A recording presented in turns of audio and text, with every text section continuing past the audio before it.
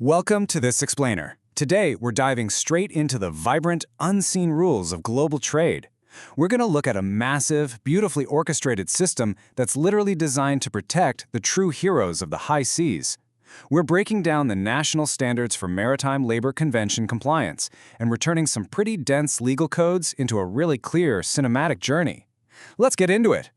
I want you to just picture it. Imagine a sun-drenched, bustling port. You've got these towering steel vessels that have braved relentless oceans, crossed thousands of miles, and they're finally dropping anchor. The air is thick with the sounds of massive cranes and shouting dock workers. It's like a movie scene, right? But amidst all this immense physical power, who protects the men and women on those ships when they finally reach the shore? That is the exact question at the heart of our explainer today. We're looking at an invisible safety net that springs into action the very second a ship arrives. Section 1. Arriving at the port. Port state responsibilities. So, according to Section 77 of these standards, the moment a vessel enters the harbor, bam, the central government immediately gives effect to the provisions of Part A of the Maritime Labor Convention. And you should think of this not just as a boring set of rules, but more like a bright, protective perimeter drawn right around the entire port. The government steps in as the primary enforcer. It's this incredibly active, dynamic process where the host country basically takes on the mantle of ensuring that absolutely everything operating within its waters perfectly aligns with strict international standards for safety and fairness. Section 2. Inspections and complaint redressal. Ensuring compliance.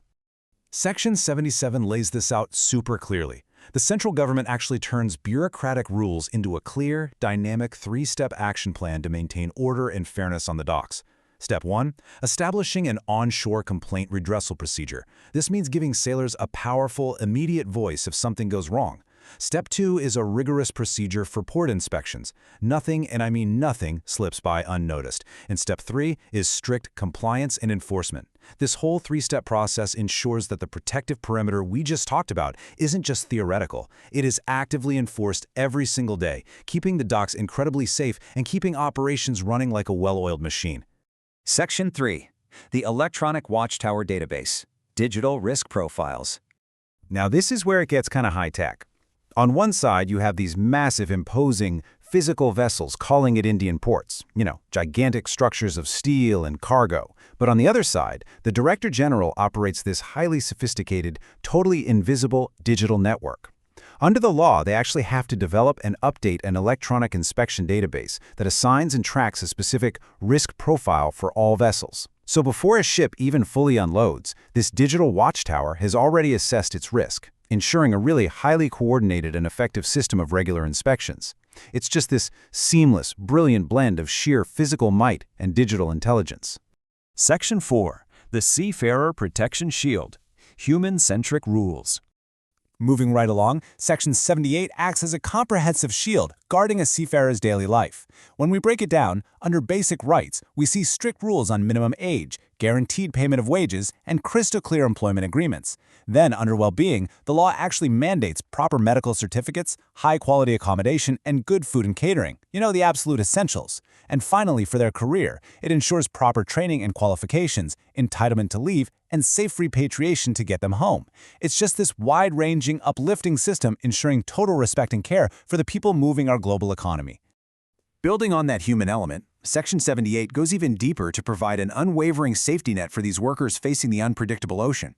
The law mandates serious health protection, top-tier medical facilities, and overall welfare and social security protection. It's incredible. It even guarantees compensation in the catastrophic event of the loss of a vessel or foundering. So the whole system is meticulously designed to catch these workers if they ever fall. And of course, protecting workers also means meticulously managing the everyday operational grind. Section 78 explicitly dictates rules for ship owners' liability, really strict hours of work and rest, and proper manning levels, which basically means a ship literally cannot be dangerously understaffed. It also covers fair recruitment and placement. The law focuses intensely on preventing exhaustion, ensuring absolutely fair labor practices, and maintaining a healthy, balanced environment on board every single day. Section 5. Expanding the Convention's Horizon. Future of Part B. Now, the absolutely crucial point as we look toward the horizon is that these rules are not static. They're built to grow. Section 78 empowers the central government to proactively make rules for Part B of the Code, or honestly, any other provision of the Maritime Labor Convention that hasn't been implemented yet. This means the protective horizon is always advancing. The government has this built-in mechanism to continuously upgrade rules and adapt to completely new challenges, all without needing to pass an entirely new act each time. Talk about future-proofing. So, as we wrap up this explainer, I really want to leave you with this final provocative thought. How do these unseen maritime rules impact the safety of the people who deliver the world right to your doorstep? Because think about it, every phone, every car, every piece of clothing we buy depends entirely on those massive ships and the incredibly resilient people who crew them. We rarely see the inspections, the digital risk databases, or the strict laws protecting seafarers' rights, but this vast, bright network of protections is what quietly powers our entire global economy, ensuring the heroes of the high seas always have a safe harbor. Thank you so much for joining me to explore this incredible system, and I hope this completely changes the way you look at the bustling, bright world of maritime trade.